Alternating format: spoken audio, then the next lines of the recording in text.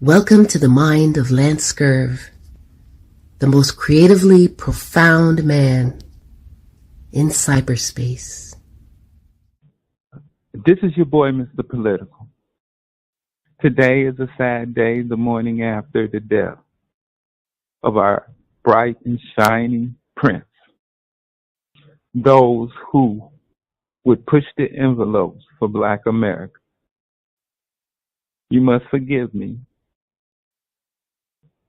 I ask you to forgive me for my sadness upon this day and upon the announcement of our bright and shining prince who was willing to put his life and his words within the store window.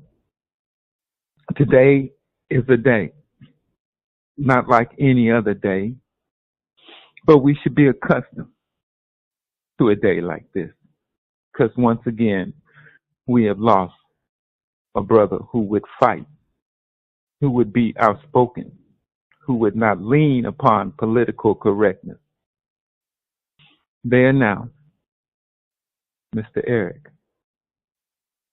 That's what Black people call those who they respect, those who shown love by actions and words. This is a sad day to see my brother go to his great beyond. Now you say, and please excuse me, because I am saddened. I'm not going to show my sadness by lowering a flag at half-mast. I'm not going to show my sadness and say, give the family a moment to consume their loss. But I'm going to show my sadness in the loss of a brother who loved his people, who took the oath to represent his people. As the tears run down my face at the loss of another soldier who felt the righteousness of the cause of his people, who took the democratic ideas in the ballot box seriously, who did not shine a coon, and even by others' perspective, seeing him as foolishness because he wanted his children, which are all our children, to bathe and drink in clean water and not use it as a tool to further their careers. And even though you and many others may view his words as harmful, arrogant, and ignorant, he knew his place. He knew his place, and his place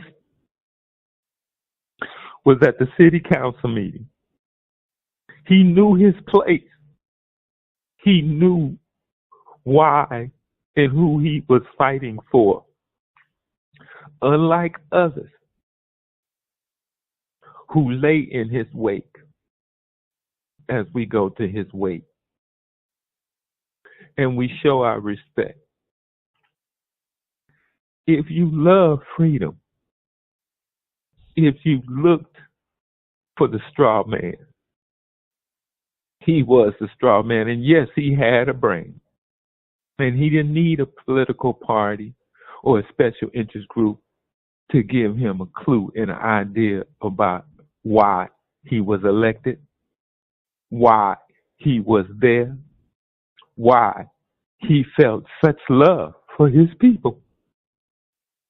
Today is a sad day. And I ask you to urge your city council to stand and give him a hand and to raise your hand, not in the fist, because that is our cause, but to give him your hands in celebrating him going home to our Father. Because many have shown up at the door of glory and was unworthy of entering the pearly gate. I pray that my Father will accept him into his bosom, as he is well deserving of this, to look at his efforts as I shed a tear in his loss. I did not know the man, and the man did not know me, but he knew the plight and love of my people. He knew that our presence in this country, the presence in our cities, the presence in our states was to fight for their people. Now, you may not like his words, but no one likes the words of truth and honesty and loyalty and obligation. Today is a sad day. So I ask you to go to your city council and ask them openly to fly the red, black, and green in remembrance of one of our shining prince who was not afraid to use the First Amendment in the manner in which it was born. We all, whatever part of the ignorant bastion of America that you live, to raise your hand, not in a fist, but in clap, in civil disobedience to the loss of one of our prince. We have very few who stand at the door. We have very few who stand in the store window in the pursuit and the happiness for the Black American people. On this day, we have a great loss. We have a great loss. So please forgive me if you hear the tears that run down my face.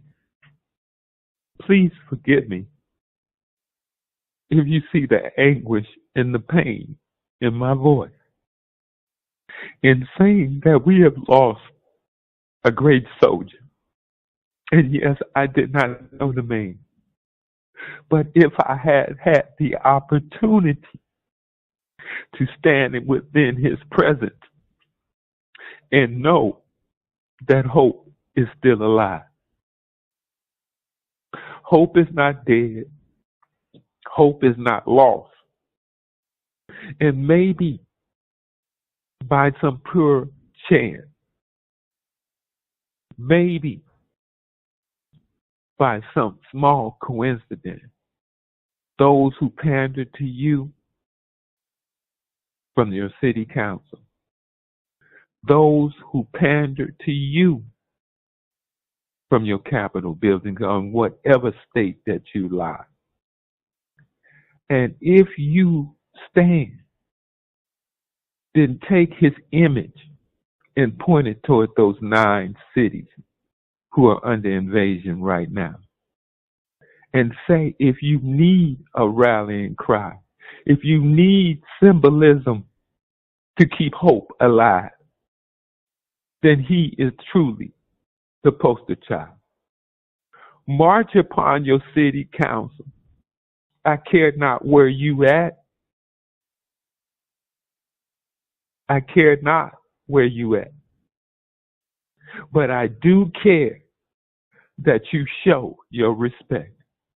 You show your admiration for a man who wanted his children to bathe and drink in clean water. He fought to the end. He died in true belief that the democratic ideas, which are the foundation of this country, which for many a years and more than I have toes and fingers to point at as examples, love him. Flint, love him because he was your brother. And he fought for you. And he fought for your children. I must go and gather my thoughts in remembrance of what Ozzie Davis truly called our Prince, our shining light, a true voice of Black America, not sculptured in politically correct tones and statements, but standing in civil disobedience with a voice in demanding that the right of Black men and their issues in their community be put in a tone of the people.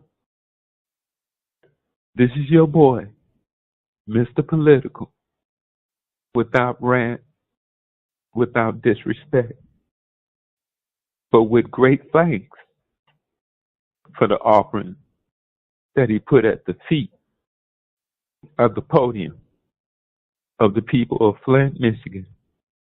God be with you, and God bless you. This is your boy, Mr. Political, and I'm out.